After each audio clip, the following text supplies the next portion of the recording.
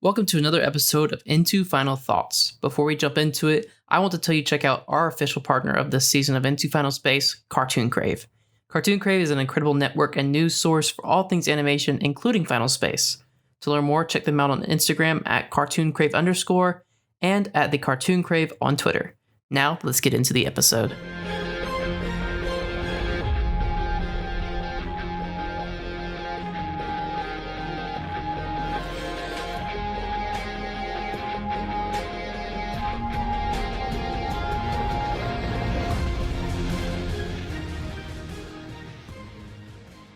Looky here, we are back on another incredible episode of your official Final Space podcast, Into Final Space. We're on the first of the two final, quote, regular episodes of our post-episode review show, Into Final Thoughts, with the man, myth, legend, Olan! Yeah, we are glad to have Olan on. If you're new, welcome. We've been hitting each of these episodes as they premiered, and we are back with a Transdimensional Bridge Rising and our last regular episode next week after 10. That's right. So we'll be shaking it up a bit. We're going to let you watch 11 through 13 without any interruptions from us.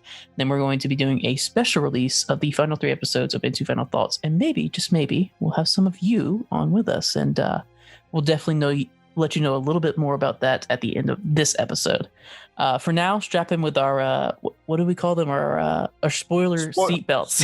Yeah. Strap in, and let's get into Final Space with episode 9. So, Olan, we kicked this episode off with a kind of really neat power dynamic. We get to see the Lord Commander's butt kicked a little bit by Invictus. Can we chat about like their interactions this season and what can we expect going into these finale episodes with our two big bad guys? Yeah, I mean, I think it was an interesting idea, and you know, this is you know, I think one of David's kind of big discussions that we had the back and forth with me and him discussing probably the interaction between these two quite a bit, and you know, he loved certain aspects of this kind of interaction, and kind of, you know, just the idea that the Lord Commander, something that we haven't seen is somebody kick his butt, you know, like we really haven't seen that in a meaningful way, and somebody that kind of terrifies him a little bit. So it's kind of interesting to kind of see what that is, and actually kind of getting to see it on screen is something that's like, oh, wait a second, you know, this guy's pretty powerful, but if he's scared of Invictus, what does that mean? So I think it's you know, it's going to be a big catalyst for what happens next, and you know, I don't think the Lord Commander, you know, will take that, you know, lying down, but yeah, it's going to be really interesting to see how that plays out. Yeah, we got that the nice little tease of next episode with the ship coming in for 10. So yeah, really pumped to see what's coming up with that. But for now, we finally have the full team squad back together here in London. We're all circling back to Earth that, you know, popped up at the beginning right there in 1. It's so crazy that we're already back here. So what decision was made in the writers' room to have us come back to Earth, to London for this beginning of the end? Yeah, I mean, it was always a part of that story that they would have to get back to London to use the bridge. So it was, I always kind of, you know, and this is something to kind of say, that I always viewed 9 and 10, and I think we kind of almost wrote it as like a 2-parter. So yeah. It really, when you watch them back to back, it feels like one giant episode. Right. And this is kind of, you know, it goes back to kind of season 1 territory, where you would watch some episodes and they just kind of feel better when you watch them next to each other. Yeah. You know? Yeah. You know, for example, like 7 and 8, if you actually got to binge that and watch those back to back, it would actually be a pretty awesome experience. Yeah. Instead of having to wait a week, you know, and another week and another week and another week. But this one, it's like, I really do believe that 9 and 10, probably more than any other pairing, belong to each other. Like, yeah. They really, it really does look like a 2-parter. And a lot of the reason for that is that they're in the same location. They're in London. And they got you're going to see the other half of that story. So, I think it's once you watch them together, I think it's going to bring an even cooler vibe to it. Yeah. And we were chatting about before, coming on, kind of viewing this whole season from a different perspective, from that bird's eye view.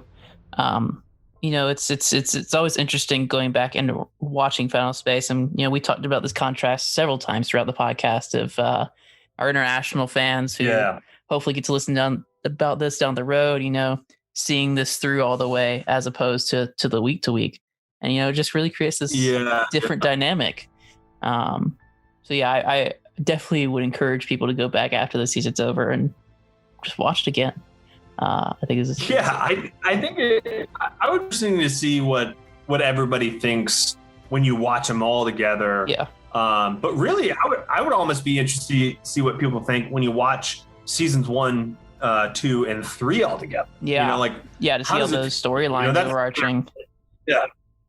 And that's something that I even haven't done, that I would actually kind of be interested in doing, just to kind of see, what little things kind of have new meanings and it might be cool. I don't know. There you go. There's a podcast event for you. We can just watch it all through together and chat about it.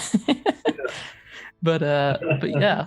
So right here in 9, we get kind of Tribor and Cuatro's last huzzah in this episode as they escape back into our universe, bringing along their liberated forces.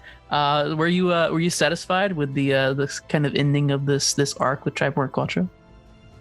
Yeah, I mean, it felt like it was kind of a nice distraction, that didn't.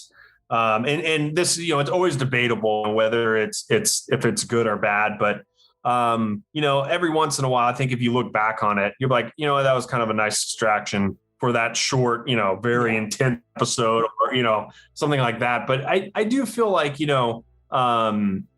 it was short enough to not kind of overstay its welcome, and it felt like it was, they're out, like they Clarence did accomplish something. And the thing is, keep this in mind, the bridge is still on. Yeah. It's not off. So it's still, the doorway is still open. So Clarence, did do something, and he ended up saving a lot of people. His sacrifice did not go in vain. And, as Tribor and Cuatro go to the other side, it's just, it's like, I like the moment because somebody on our team actually saved somebody, right. You get to see Tribor lead these people out into a new life, and, we didn't really get to spend too much time with them, but, they're not a part of the A story. It's just kind of like this other story that we're getting to tell through these, kind of kooky characters. But I think Cuatro is kind of like the yin to Tribor's yang, and I think that as much as goofy Tribor is, I think that Cuatro is actually going to be a pretty awesome character. And I think it's, just I'm excited to see where they go, and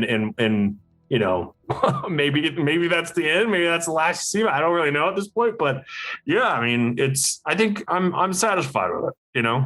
It's you got really, I think they were in 2, they were in, I think 4, and then this episode, and they're out.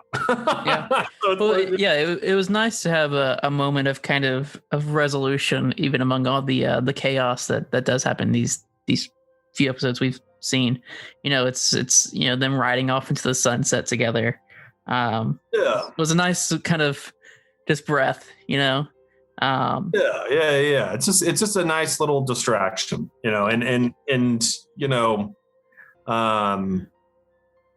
that's the thing I think that that worked best is just kind of, getting him out, and now we can focus in on all this A story glory. Yeah. And so, of course, you mentioned, obviously a big part of this episode is Clarence as we see him taking charge to open his side of the bridge. But I kind of want to circle back to him because we do have this kind of massive moment, basically bringing season 2 into season 3. What was kind of the inspiration to, I guess, tie off loose ends or bring this story to a head here with all these season 2 characters? Yeah, I mean, it was something where, as we were thinking and really kind of outlining this episode, it was kind of interesting thinking about all the characters that were kind of just like, loose ends, Yeah. And I had actually one point wanted to actually name the episode Loose Ends, because it just felt like it was just all these loose ends that were kind of lingering out after season 2 that really didn't kind of complete or come to a satisfying conclusion. And I was like, you know what, let's do this, and let's do it in a really interesting way where it's like this massive battle royale between these season 2 characters, some of which, it's kind of a nice therapeutic getting rid of, because it was never my intention to kind of have those characters even in the show to begin with. Sure. So it was nice to kind of, eliminate some things that I could kind of, basically just kind of say, hey, not anymore, and, I think it was fun to bring back the De Winters. It was fun to kind of, add another kind of like little beat to their story where he's kind of gonna hook up with the Queen from like,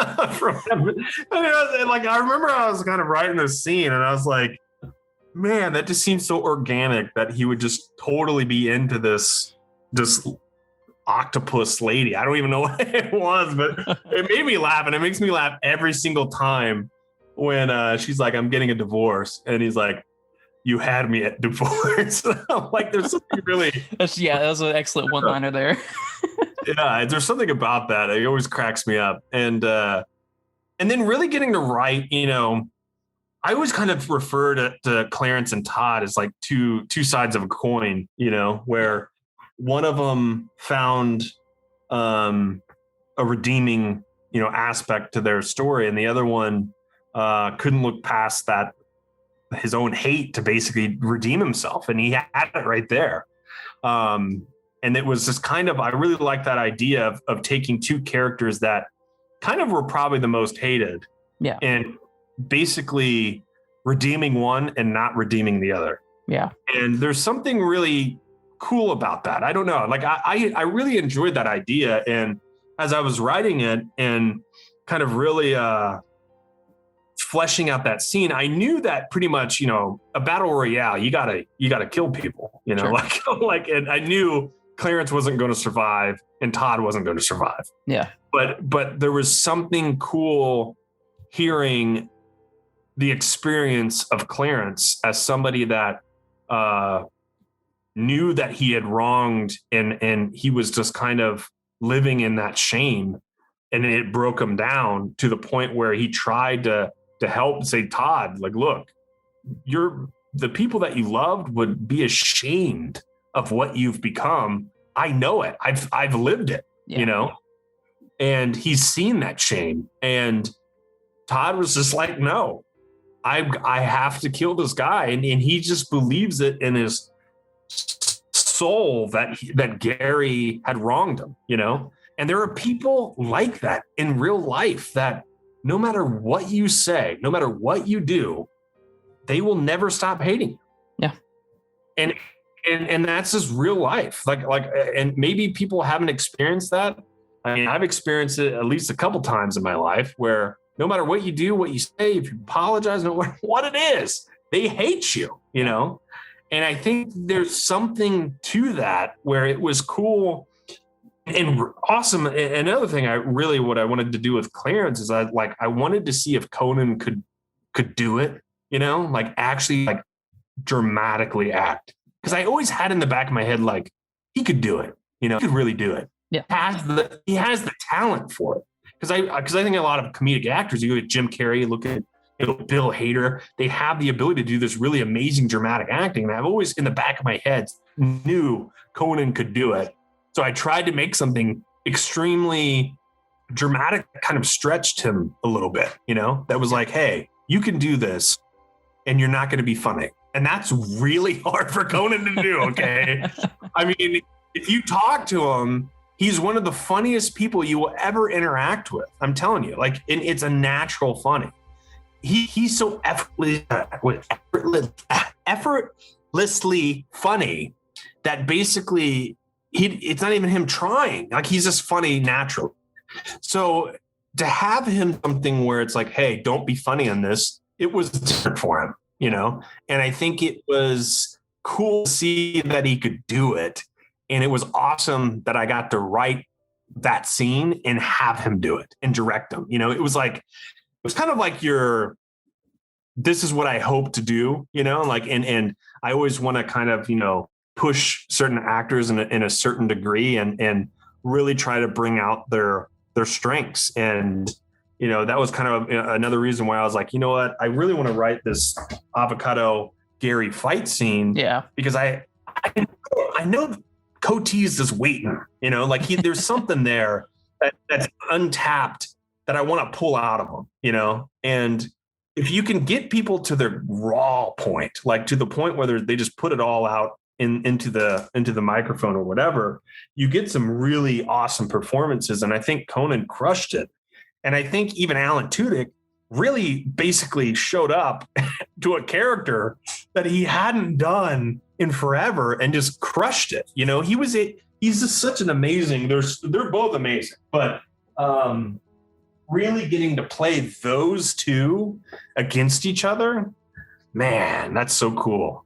But I had a lot of fun with that battle royale, you know, just playing all the different angles to it, getting characters together that were never together in season 2, but now they are, and just having fun with it. And, you know, it was kind of like, it was a massacre, but, you know, it was a massacre for a lot of different reasons. But I did have fun, you know, kind of saying goodbye to Clarence and Todd. And, you know, they just crushed it. They're very talented. And, yeah, I like that scene a lot.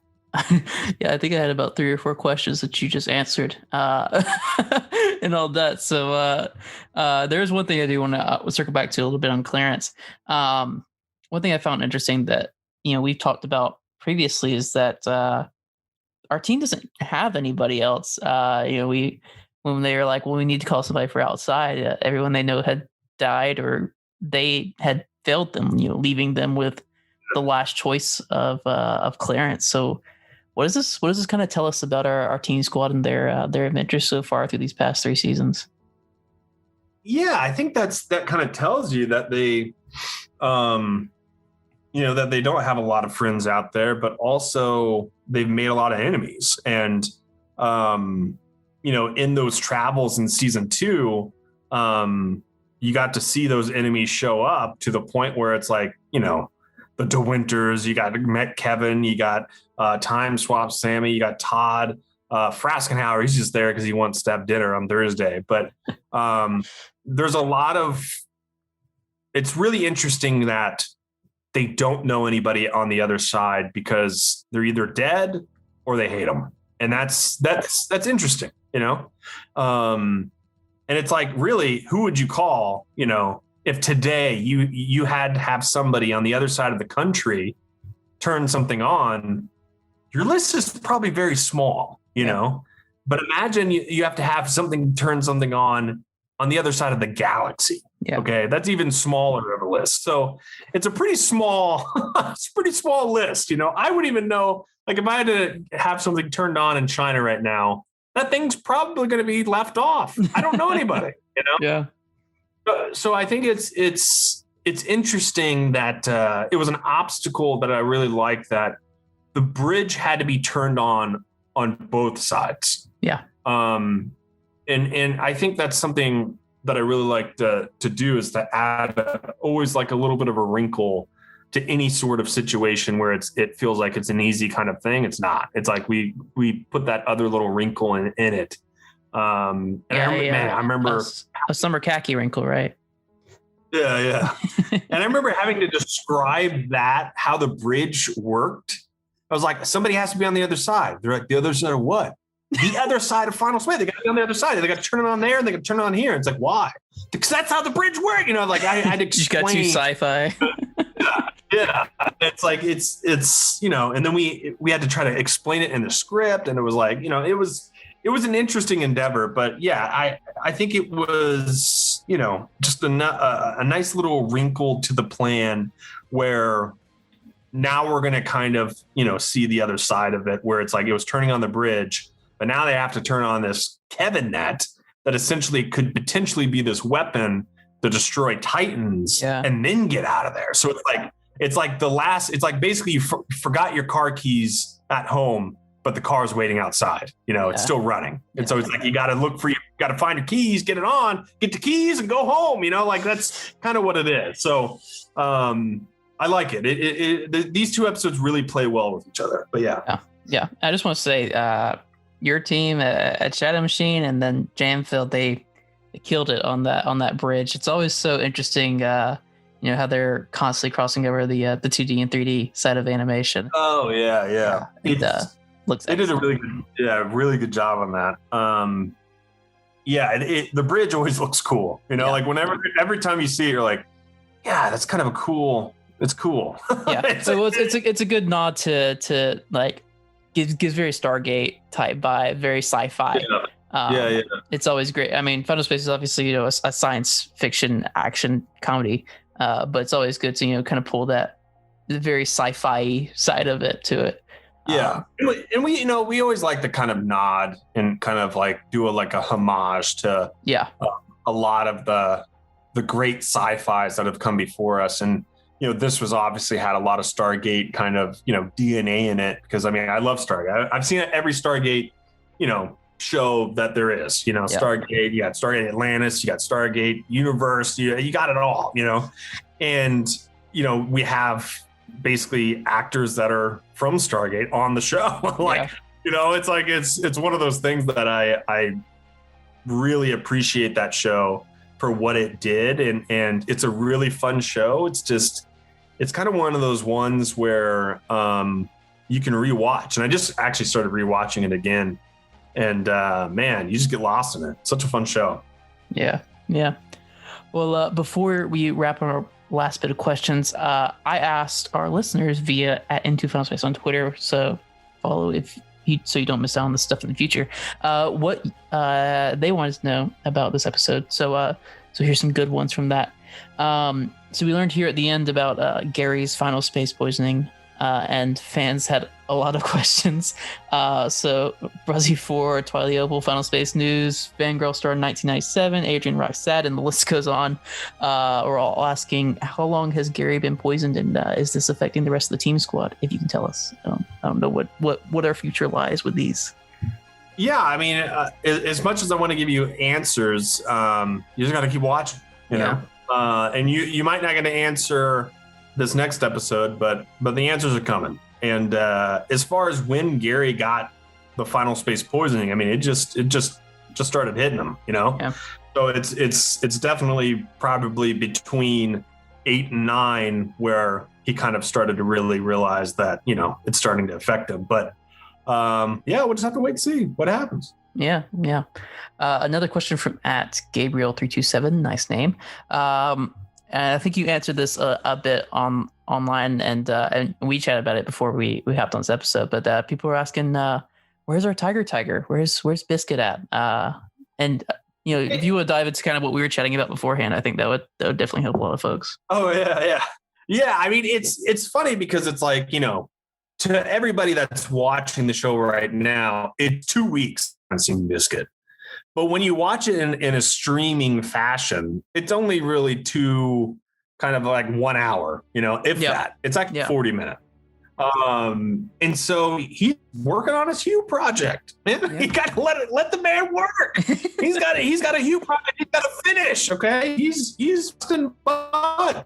And I think that's, you know, one of the thing about Biscuit is we always viewed him as like a little mechanic, you know, like he's kind of always on the ship. He's always around, but you might not see him every episode. And you don't have to see Biscuit every episode, you know? In fact, I don't even want to see Biscuit every episode. I want to see Biscuit when he pops up. the least when I don't expect Biscuit, that's when I want Biscuit. Yeah. Okay? Yeah. But yeah, I think those 2 episodes, I think they played way better without Biscuit seeing him. But absolutely. just know he's always in the background working on his Hugh project. Okay? That's right. And our last question is from at Twilight Opal, asking the question we all know of who's the real liberator? You know, is it Tribor? Is it Cuatro? And for serious, do you have any notes on the future of these? I know we chatted a little bit about it, but if you could think of something, you know, what's ahead for them? Oh yeah. I mean, you know, as far as who the liberator is right now, it's a joint endeavor. Right. But yeah, I think, you know, Tribor and Cuatro, you know, I always kind of had a vision for at least Tribor, but Cuatro is now a new part of the equation. But yeah, you know, here's the thing. I don't want to speculate on a lot of like what's happening, because it's definitely got me in trouble before. And sure, I don't want people to kind of take something and say that I promised, because things change, things morph, things. You never know what notes you're gonna get. Even the thing. Exactly. So it's like right now, and who knows even if there is even a season 4, you know, like, so at this point, let's just be happy that they're joint liberators. And yeah. Once again, real, I think it's a really good, fun ending to what we've seen from them this season. But to wrap us up, you mentioned a little bit, Quinn and the squad made the decision to stay behind and use the Kevin net to take down the Titans, which is, you know, it's a real sacrifice and a massive move for them to stay, because, you know, the entire time the goal was like, and I mean Gary mentioned this when Bolo told Mooncake that he was, you know, it was like, you're here to fight Titans, we're here to get Quinn and get out of final space. So this is kind of a massive turnaround, but once again, Quinn said it's not going to stop until all of them are dead or all the Titans are. So what do these last 4 episodes look like in this fight for our team squad, and what do we have to look forward to for next week for number 10? You know, I think I've said this kind of multiple times, but Quinn is the hero. Yeah. And the thing is, you know, a hero will see what's ahead of them and know kind of the obstacles that are ahead of them and what they got to do. Yeah. And I think she sees this as a moment of thinking ahead. Hey, if we do this, we could stop this from what's to come. Right. And I think that's, you know, one of the building blocks to a hero is that hindsight of kind of like, you know, you don't want to kind of look back and say, man, I wish we would have done that. We had an opportunity, we missed it. I think she's had experience where you don't miss opportunities like this. You jump on them, you know? And, you know, that's one of the core components to a leader is sometimes you got to make decisions that aren't the best, or they might be the best, but there could be casualties along the way. Right. And, you know, she made this decision because of what's going to happen tomorrow, you know? And I think where Gary was and where he was trying to come at was, it's like, well, we'll at least have tomorrow, you know? Yeah. So he's thinking about the time that they have right now. You know, it might not be a lot, but it's enough. Yeah. And I think Quinn is like, no, we got to stop this, because it's going to come at some point, and we gotta finish it, you know? And she's always been that way since season 1, you know, very mission focused, we have to do this. We have to solve this. We have to finish this. So this is right in line with her character always, where if she sees something that she can do, she's going to do it. Yeah. And I think that she sees this as an opportunity to finish this thing. And if they can turn on a weapon that could kill Titans, they got to do it, you know? But yeah. Yeah. And I think 10's gonna be a really, really good one. I thought 10 is, you know, it's surprising. Like it's very action packed. It's probably the most action packed episode of the season, even you know, ahead of the finale, even ahead of like there's still a lot of action ahead. But 10 was like the last episode where it was like, okay, what the hell are you guys making? This is too expensive. And then the last three, we had to pull back a little bit. And, I think this is it's a big episode. It's action big, but it has a lot of big moments. Yeah. And it's cool. It's just enjoy the ride. And if you get a chance, watch them back to back, because it's a real treat. Yeah, for sure. And yeah, so like last time, new studio. So I apologize when I Zoom internet connectivity issues, if there's sound breaking up. I apologize. But that'll do it for this episode. Thank you, Olan, as always. Yeah. Thanks to our incredible fans for their questions. Now that you know what you're looking to hear, what's coming up on the show. So we're going to give some fans the opportunity to join Olan and I for 11, 12, and 13, and then release them specially after the season 3 finale of Final Space. So if you want to learn how, make sure you're following it into Final Space on Instagram and Twitter. Info's coming very soon. We'll have that out on how you guys can have the possibility to join us. Also follow at Final Space, at Gabriel W. Jones, and at Olan Rogers. While you're listening to us wrap up here, if you're on YouTube, make sure to like and hit subscribe. Leave us a comment if you really like this episode. For those on Apple, 5-star rating would be amazing. And wherever you're listening, make sure to follow the podcast so you don't miss out on these next great episodes, because they're going to be really fun. And as always, thank you for listening, and I'll see you next time on Into Final Space. Thanks, guys. Peace.